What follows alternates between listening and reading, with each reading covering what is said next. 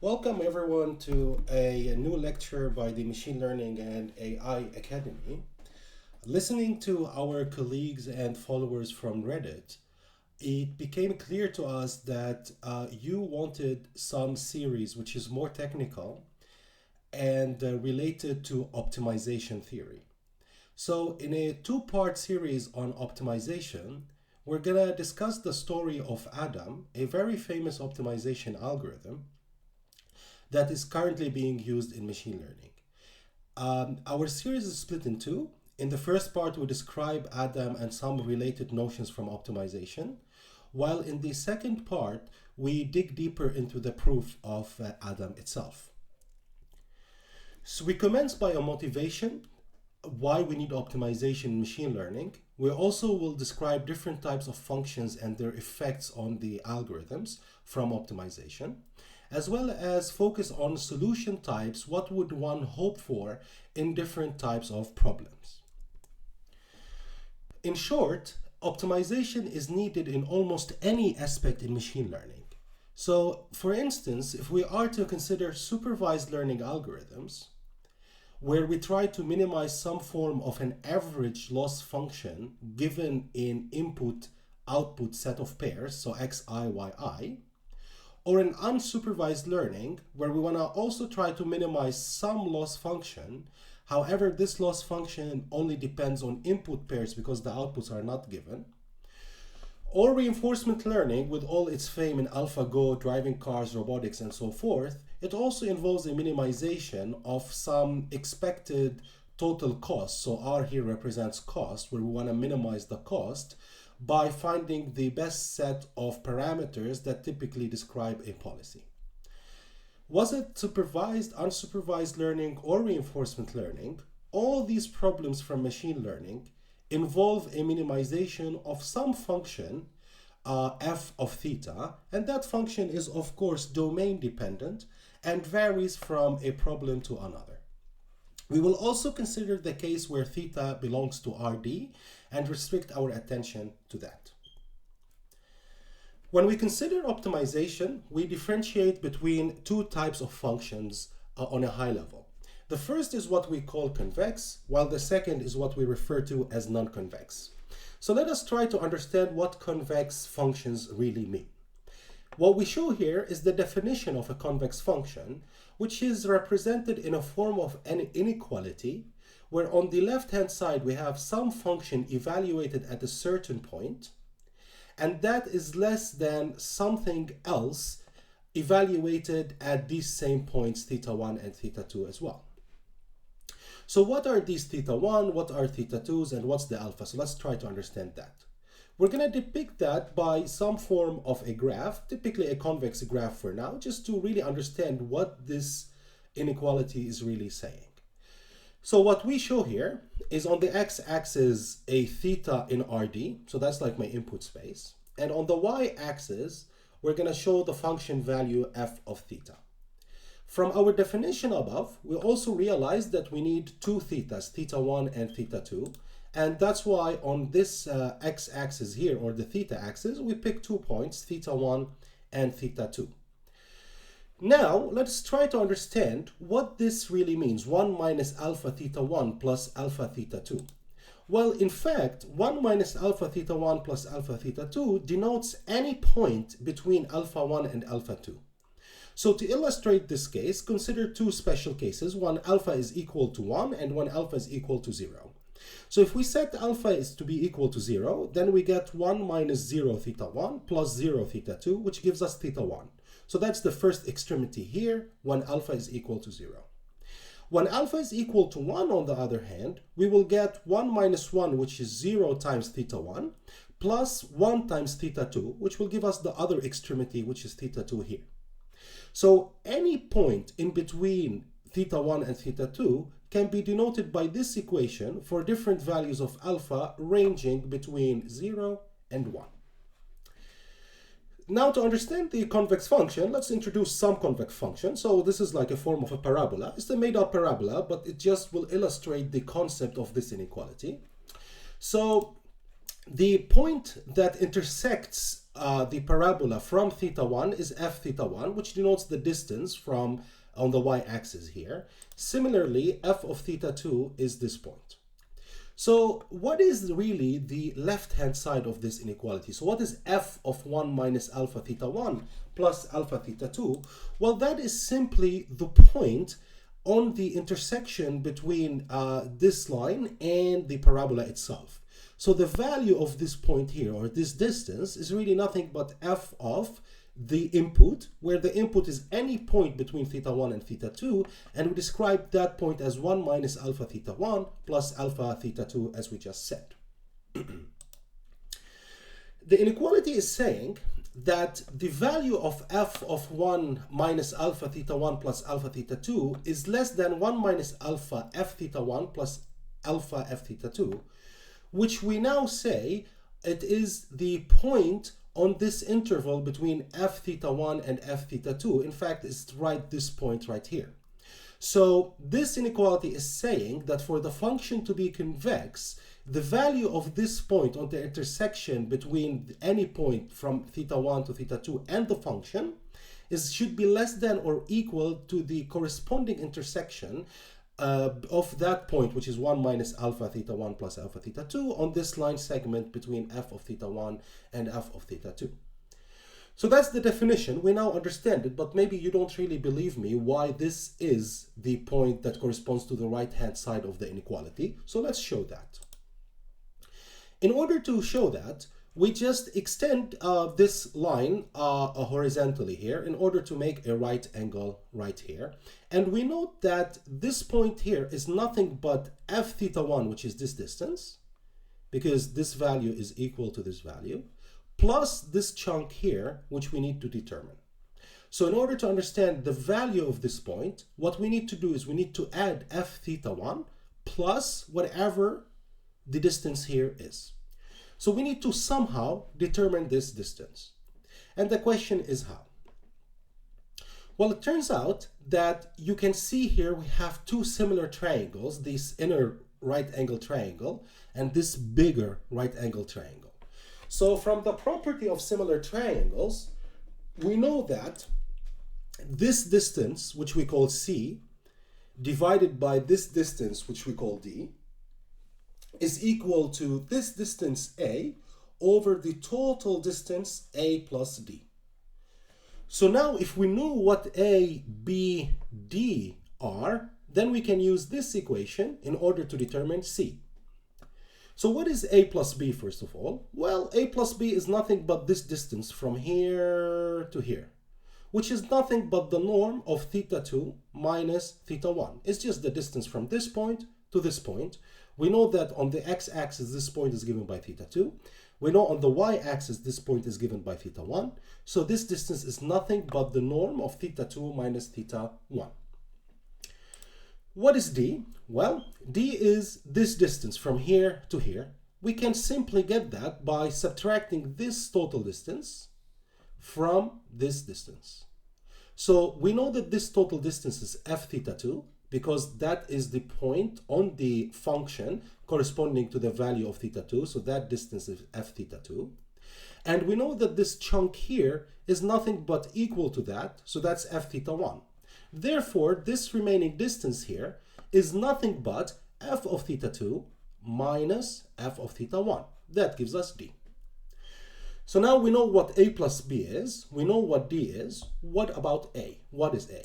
Well, A is again simply this distance from this point to this point.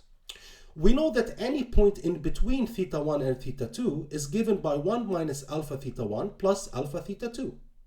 And therefore the distance from any point in between theta 1 and theta 2, for example this point we have here, and theta 1 is just the norm difference between 1 minus alpha theta 1 plus alpha theta 2 minus theta 1. So if we play with this equation a little bit, then we can easily see that A is nothing but alpha, the norm of theta 2 minus theta 1.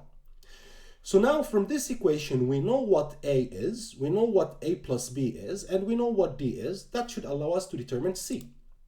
So therefore, once we plug these inside this equation, so we write C is equal to A times D over A plus B, we can realize that C is nothing but alpha f of theta 2 minus alpha f of theta 1. So now we determined this chunk C, but remember we were interested in this overall distance, which meant that we needed to add f of theta 1 plus this C value. Among this addition, when we add f of theta 1, because that's the distance here, plus C, and that's the distance we just figured out here, we will get 1 minus alpha f theta 1 plus alpha f theta 2, which is nothing but the right-hand side of this inequality. So what convexity means, it means that the value of the function at any point in between theta 1 and theta 2 should always be less than or equal to the corresponding value on the line segment between f theta 1 and f theta 2. Now, we understood what convex functions really mean and what are typical examples of convex functions in machine learning. Well, there are some very interesting settings in machine learning that use convex functions. So for example, linear regression is an example of that. If you recall, in linear regression, you have this like sum of squared errors where you do yi minus theta transposed phi squared.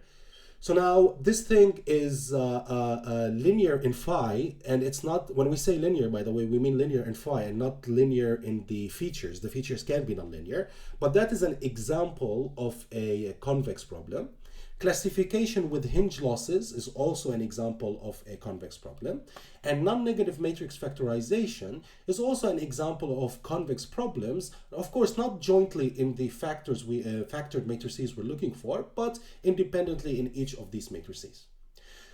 The good thing about convex problems is that they exhibit a unique global minimum, which is pretty cool because now these problems are relatively simple to solve. So if you start at any point here and then you follow like some form of a descent direction, then your algorithm should converge to a unique minimum. And determining the unique minimum admits polynomial time algorithms as described by this awesome book of convex analysis and optimization by Bertsikas and colleagues. Right, so we understood what convex problems are, and now we are ready to consider the maybe more interesting problems that are faced today in machine learning, which we refer to as non-convex problems.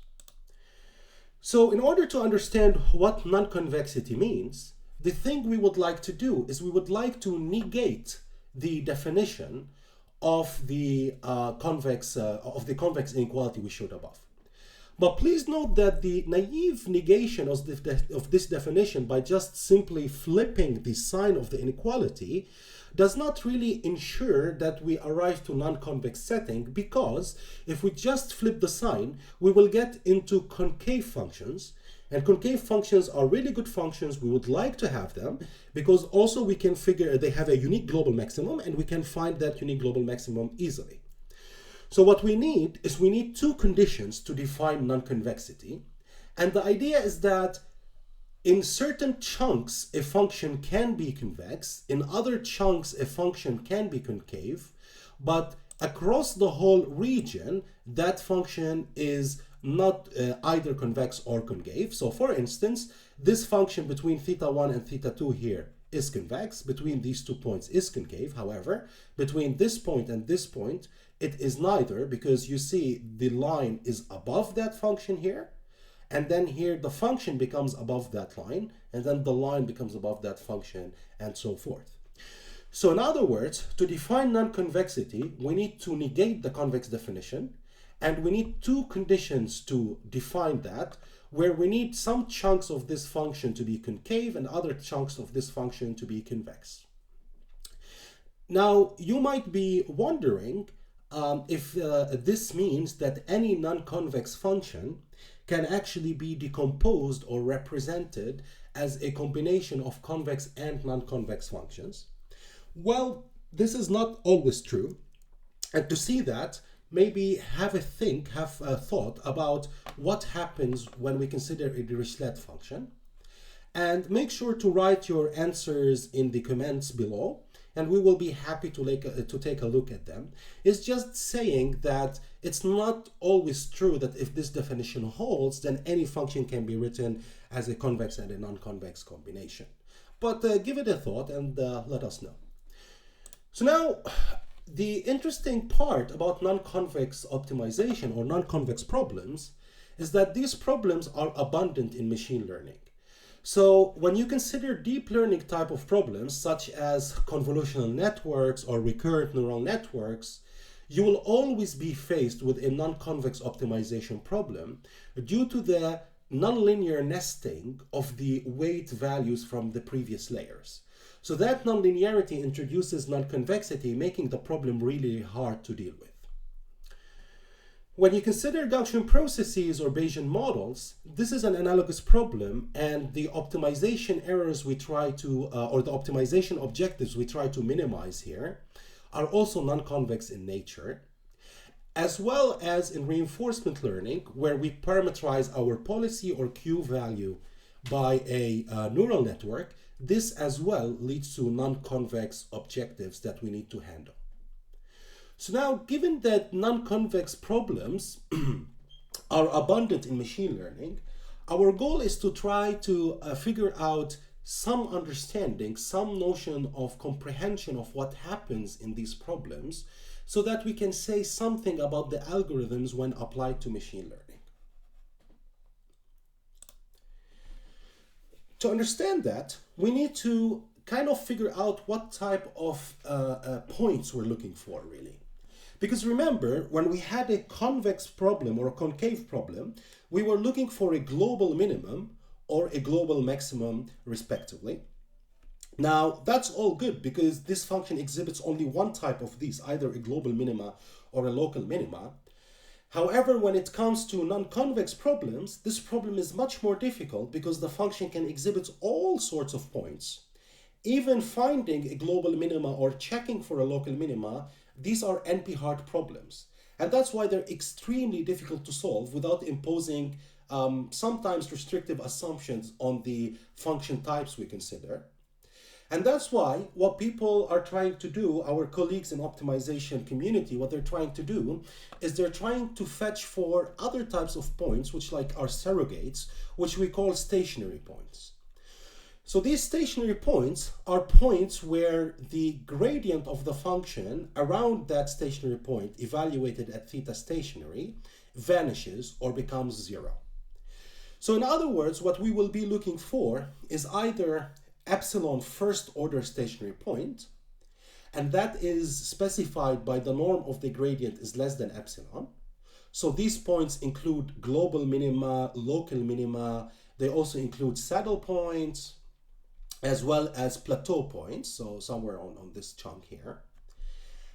And also some are focusing on trying to get second order stationary point, or SOSP, SOSP. And these, in addition to having the gradient to be less than epsilon, the norm of the gradient to be less than epsilon, they also impose an assumption about the minimum eigenvalue of the Hessian, saying that it should be greater than minus square root of epsilon. So points here include, again, all global and local minima and plateau points, but they exclude the saddle points. So the condition here is just trying to make the Hessian a bit better behaved. And there are much rigorous arguments to make here about why this definition makes sense. However, since we're going to be focusing mostly on Adam, we're going to try to understand more and focus on convergence to an epsilon first order stationary point. So we're going to be looking for a point where the gradient is less than epsilon, which includes, as we said, all the local, global minima, and saddle points, as well as plateau points. Before diving into the technicalities of Adam algorithm itself, let us give a brief survey of what optimization algorithms are out there and how can we really classify them. So in non-convex optimization, we really split algorithms into three types dependent on the information they use when optimizing for the function. So for example, zero-order methods, they only use function value information in order to find the minimum. And these methods are actually pretty good because you typically have global convergence guarantees, but they don't really scale well in dimensions yet. You have first-order methods, which I would say maybe is mainstream machine learning. And these first-order methods use the gradient information or first-order information in order to conduct the update of the unknown model parameters. And we of course have the second order methods, which include like methods that try to use some information about the curvature of the function in order to do the update rules. So in zero order methods, we can have the most famous, I guess, is maybe Bayesian optimization. And that's a very interesting zero order method that tries to explore in the unknown function space in order to determine the value of the minima. And we also have some state-of-the-art algorithms in specific cases, which are STO, SOO, and others. We're not gonna dig into these just yet. First order methods, of course, we have gradient descent, which I guess everybody knows, and stochastic gradient descent, which is just a stochastic version of the gradient descent method. And we have other types of methods that can be split into adaptive and momentum-based. So adaptive methods are typically these methods that take history into account in order to play with the learning rate in some smart way to guarantee faster convergence. So Aramis probe, AdaGrad, and Adam, which we will be discussing, belongs to that class of algorithms. And we also have momentum type of first order methods, and this is an example of it called Nesterov accelerated gradient descent. And these momentum methods, they typically take just the previous point and the current point in order to update the descent direction directly. So they don't really try to do something smart with the learning rate, but they try to do something smart with the direction itself based on momentum. And the second order ones include the Newton method, which, as we said, takes the curvature information into account. So it just typically descends by inverting the Hessian of the function multiplied by the gradient. But of course, when the Hessian, when the function is non-convex, the Hessian is not positive semi-definite, which means it's ill-conditioned, and it means that the inverse doesn't really happen nicely. And that's why people are working on regularized Newton method, which tries to remedy some of the Newton method problems. And also, if you have like millions of parameters, which is typically the case in neural networks, you cannot really do these inverses because the matrix is huge. So other colleagues are trying to do stochastic quasi-Newton methods, which are kind of subsampled methods. So they try to take a small chunk of the Hessian, do the inverse, and so forth. So in this optimization series, we might come into the proof of these different algorithms, maybe even including most of them. But for this first lecture, we're going to be focusing on Adam, trying to understand how it works in part 1, and then trying to prove its convergence in part 2. So here's a brief history of Adam. So Adam was originally proposed in 2015 by Kingma and Ba, where they had an ICLR paper called Adam, a method for stochastic optimization. The authors here proposed Adam and demonstrated some very good experimental results. They also had a proof which showed convergence of Adam in convex settings.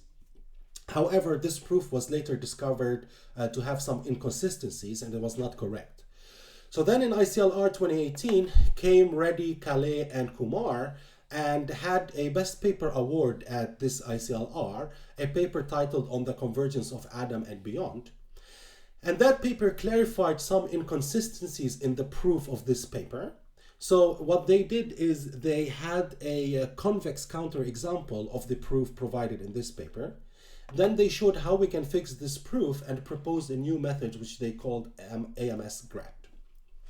So that's all good. However, all these settings till now just considered the convex scenario in theory. So theoretically, they were dealing with convex scenarios, and practically they were doing experiments on non-convex problems. That's all good, but for a theoretician, that's not really interesting because the proofs should be done for the non-convex problem that we are really studying. And that's why came the NeurIPS 2018 paper by Zahir, Reddy, Sashan, Calais, and Kumar. And that paper was the first stochastic proof of Adam in non-convex scenarios, which conducted this proof for the very first time, and that was actually a big deal as well. So the authors proved the convergence by increasing batch sizes, and they demonstrated a new algorithm called Yogi, which had similar convergence guarantees. From that moment and on, and maybe also previously in between these points, Other colleagues have proposed different types of Adam variants, such as NADAM, rectified Adam, and so forth. We will discuss these in the second part of this series, where we will try to implement these different types of Adam algorithms and compare them against each other. It's really interesting to note that for the original Adam algorithm, there isn't really yet a convergence proof for the non-convex setting. So that's maybe something that you might be interested in thinking about.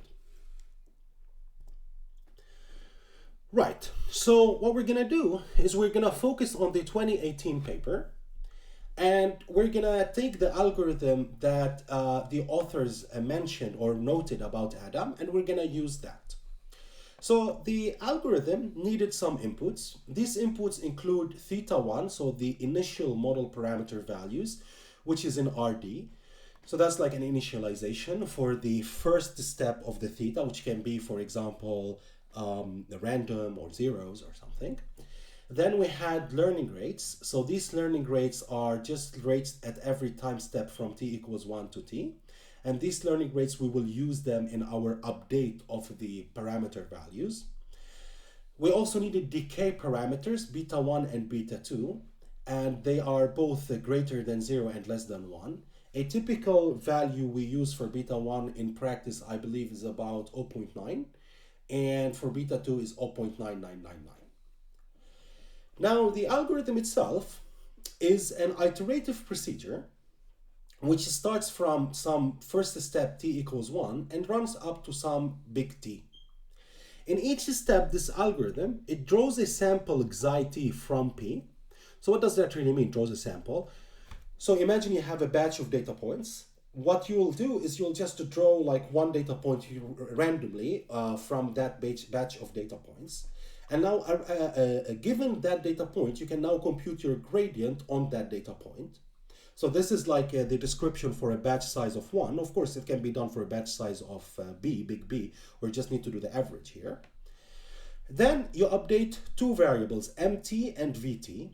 Mt is updated as beta 1 mt minus 1 plus 1 minus beta 1 times the gradient, while vt is updated as vt minus 1 minus beta 2 vt minus 1 minus gradient t squared, which is nothing but the component-wise square of the gradient. Given mt and vt, now we can update theta t plus 1 as theta t minus eta gradient over square root of vt plus delta. So delta is used to avoid any numerical inconsistencies, so it kind of keeps this denominator well behaved, which means that we don't get into infinity or divisions by zeros. So an example of that, we have a, let's say, a loss function L of theta, which is just like a regression loss function. So it's 1 over n summation of yi minus f theta xi squared, which is just the distance squared between the real output and the predicted output from my model f theta. So f theta can be a neural network, for example. What we're going to do is we're going to sample some zeta I, which corresponds to some index it from 1 to n. So that's going to be like a data point from 1 to n. With that, we can now say that my loss function at that it is nothing but that it value of this sum of distances, which is nothing but yit minus f theta of xit squared. Then, with that, we can now compute the gradient, which is nothing but the gradient of this loss theta with it, which is going to be just the gradient of yit minus f theta xit squared. Now, this form of gradient is kind of like a minus b of theta squared. And in order to do this gradient, we need to do 2 times a minus b, so that's 2 times yit minus f theta xit, times the gradient of whatever is inside. The gradient of whatever is inside, well, that's the gradient of yit, which is 0. And then you have minus, that's why a minus sign pops up here, gradient of the f theta of xit, and that's what you get in this equation. So now with this, you can use this form of the gradient. Of course, nowadays people compute this using autograd, but we can still compute that numerically, like or analytically as well, even for a neural network. And then we can just use that GT and commence with our update. So all good. this is how the Adam optimizer is. That's how it works. That's what people use in reality. But does this method converge? So it's really important to understand whether this method will reach a place where theta t will stop moving. So for example, it will reach to a stationary point, i.e. when the norm of the gradient of the loss becomes less than epsilon. So as we said in the original Adam proof, the proof was wrong in the sense that the proof said that we converge, but the authors in 2018 showed that it doesn't. However, this does converge, and we're going to try to prove together that this procedure actually converges to a first order stationary point. So now we're going to walk you through the proof of Adam from the NeurIPS 2018 paper. We're going to begin by the proof here, and we're going to stop in the middle, then recap in the next part, and continue from there. But what we would like to end this video with is just some preliminary descriptions of this proof and an overall idea of how we would do it, giving you the chance to think about it before coming to the next video. So to commence, we just note that the authors in the paper, they considered the function of the form E over zeta sampled from P of a loss function of theta with a random variable zeta. So now you might be confused that what does this have to do with machine learning? Like, is machine learning and this the same thing, or are they different? Well, it turns out that you can write any machine learning problem apart from reinforcement learning. We need to do some other things there, but regression, let's say supervised or unsupervised learning type of problems, you can write them in this special case, in this generic way. So let's see that on regression. So in regression, you typically have a problem that looks like this, as we said before. So it's 1 over n summation I equals 1 to n of yi minus f theta xi squared. So now if I define a random variable xi, and I say that that xi is sampled uniformly from 1 to n, then I can equivalently rewrite this average 1 over n as an expectation under a xi sampled from some uniform distribution of y xi minus f theta of x xi squared. So in other words, these two are equivalent.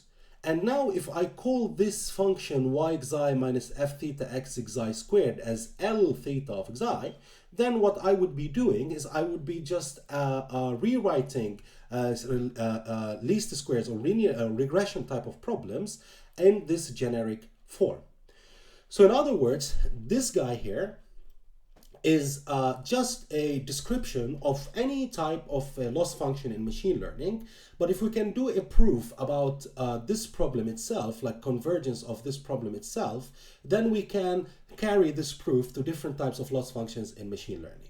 So now our goal is to minimize over theta E xi sampled from P of loss of theta parameterized by xi, or with this random variable xi. And to optimize for that, we're going to use the Adam solver that we described in the previous slide. So all we're trying to show here is that you can rewrite different types of machine learning algorithms in this form of empirical risk minimization, it's called.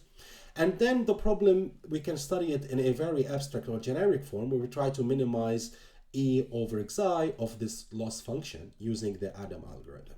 So as you saw, what I did here, right, is I just transformed regression into this ERM formulation.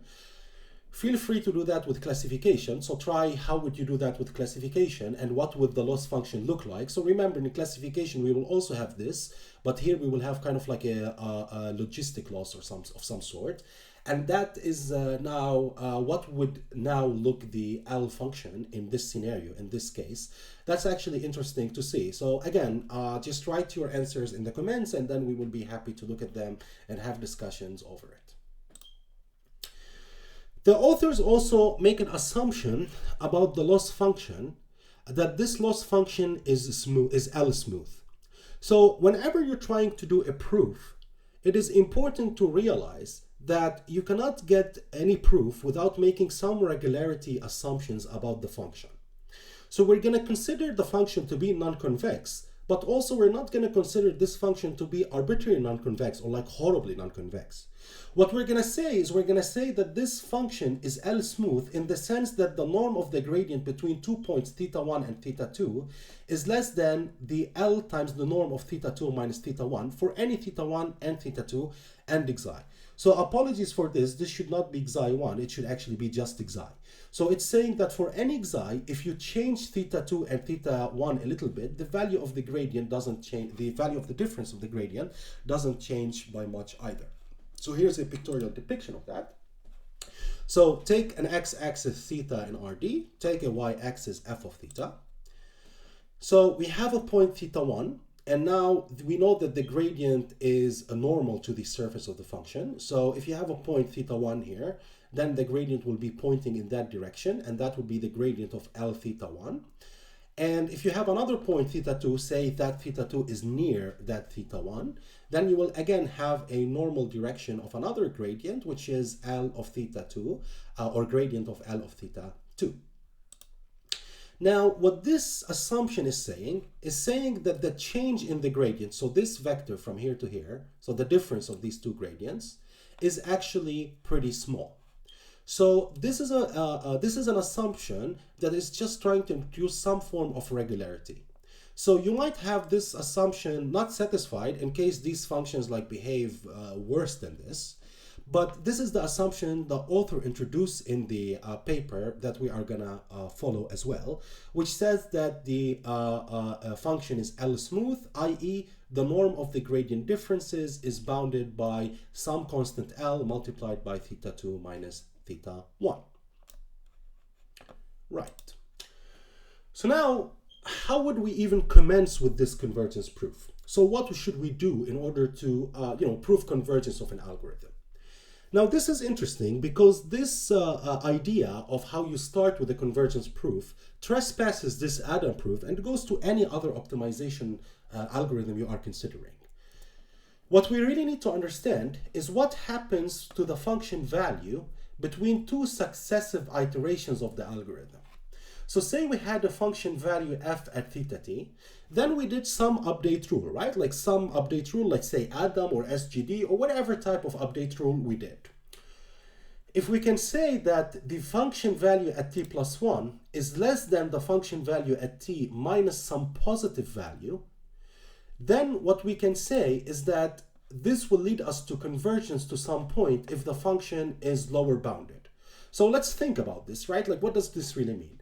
Well, all it's saying is that upon multiple applications of my algorithm, the value of the function at successive iterations is actually decreasing compared to the previous iteration. Why? Because it is f of θ1 is less than or equal to f of theta t minus some positive value. So you're always taking this and subtracting from it a positive value.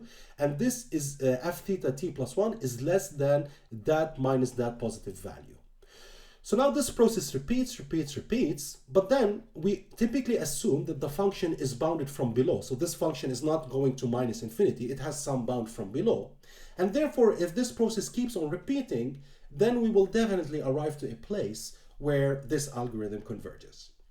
So now the whole essence of optimization proofs or optimization convergence proof is to try to get a bound that looks something like this. So you take your function, you study your function change between two successive iterations, and then you try to find a bound of this form, which is less than f of theta t minus some positive value here. So now if we can say that the objective function is L-smooth, then we can have a relation between function values on two successive iterations. So why is this true? Because from the definition of L-smoothness, we know that the loss function of theta t plus 1 is less than the loss function or the objective function at theta t plus the gradient of that objective times theta t plus 1 minus theta t plus L over 2 times the norm of the difference. So what this is saying is that if we can somehow say that our function itself is L-smooth, then we can already start digging into a relationship between L of theta t plus 1 and L of theta t. And the remaining goal for our proof is to try to show that these are of the form of minus some delta with some positive delta. So is our function L smooth?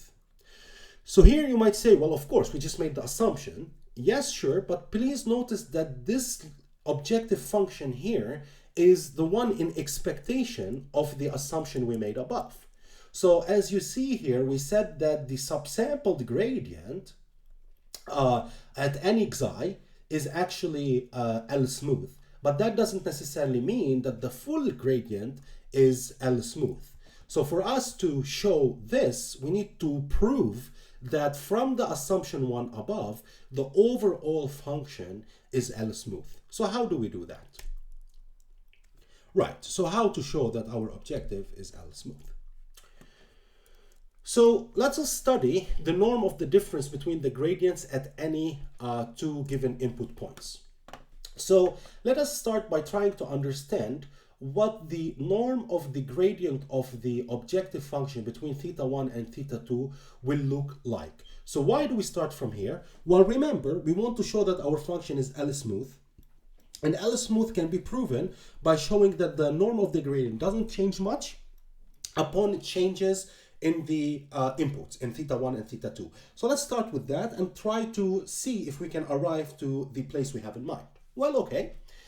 So we start with the gradient of the loss function of theta 1 minus the gradient of the, objective function at theta 2. And now we know that the objective function is nothing but the expectation of these subsampled objectives, right? So if we just do subsampled objectives and then we take the expectation, then we just get the full objective function L. So therefore, instead of L, we're going to replace the expectation of L of theta 1 and the expectation of L of theta 2. So now we kept the gradient as is, and what we did is we kept the gradient as is, but now we replaced the L by the expectation of xi of that objective function.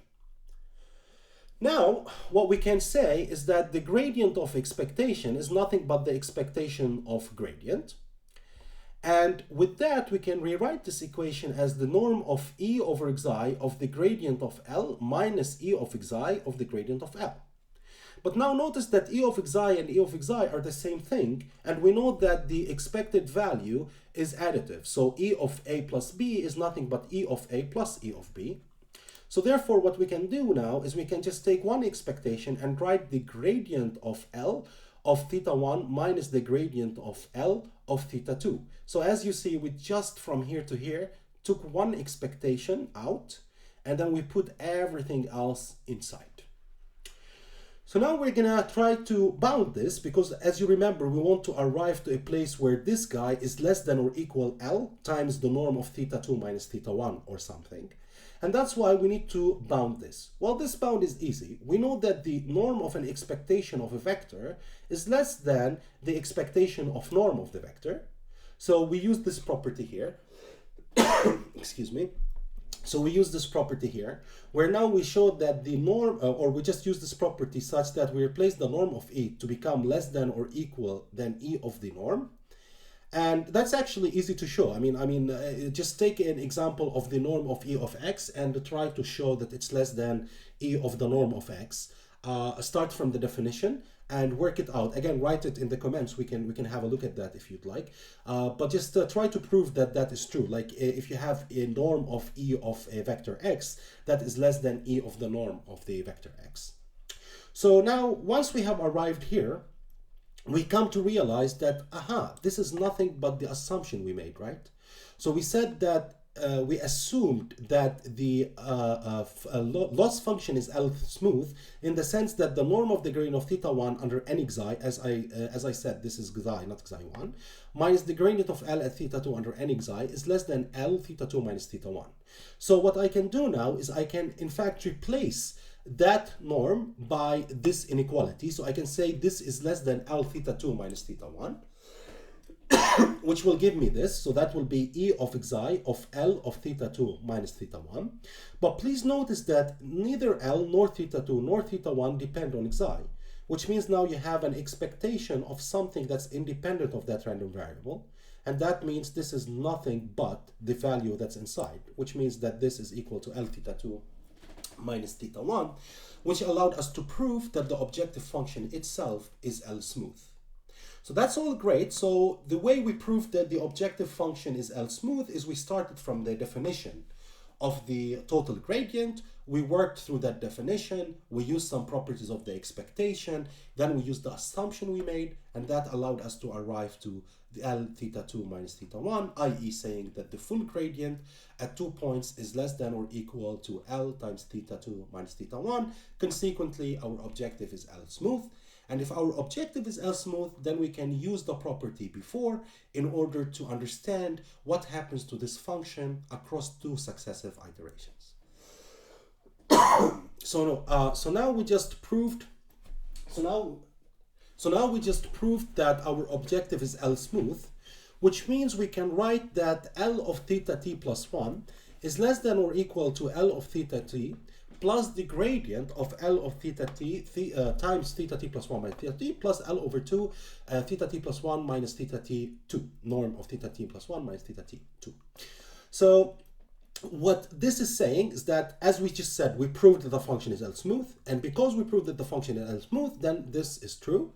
And now that's interesting because we already have a relationship between L of theta t plus 1 and L of theta t. The remaining part for us is to try to bound these terms here by some positive value, such that we always have a constant decrement. We always have a constant decrement in this function value. Right.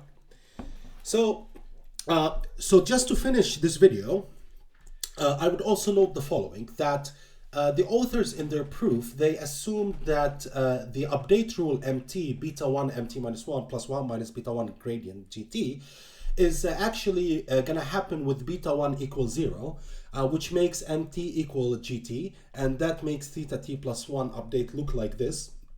So instead of having MT here, it will have GT. Now this is made just for ease of simplicity.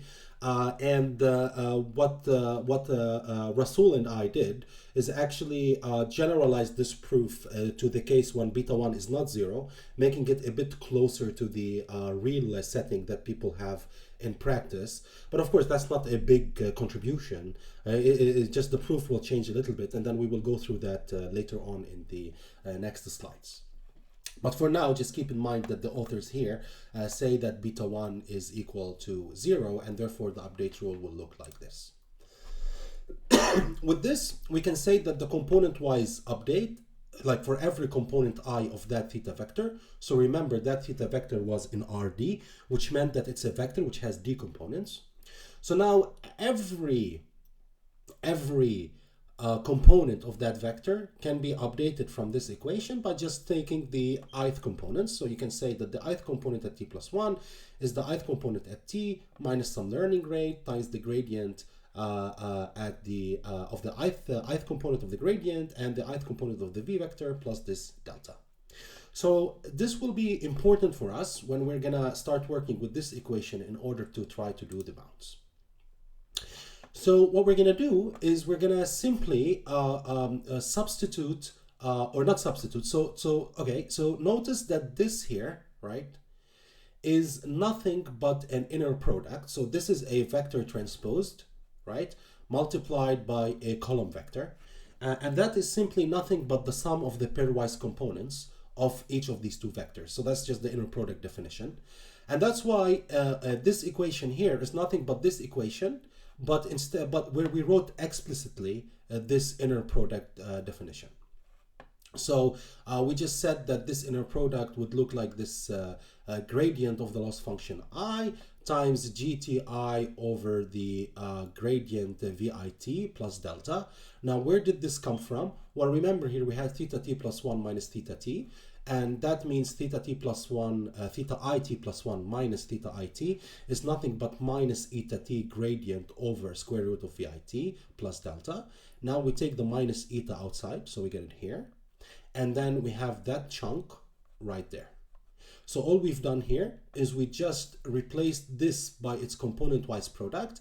And then we took theta t plus 1 minus theta t from this equation, and we wrote it component-wise. we can analogously do something similar to this thing here. And that, again, we replace from here this component-wise updates, which will give me this equation. So now the bound looks like this. So we have the objective at theta t plus 1 is less than the objective at theta t minus this equation. And what we will do in the second video is we will start from here, and then we will start trying to dig into the bounds of each of these components. So already we see something good because we have this negative sign here, and you remember we needed minus something positive. And now what we're going to try to do is we're going to try to prove these.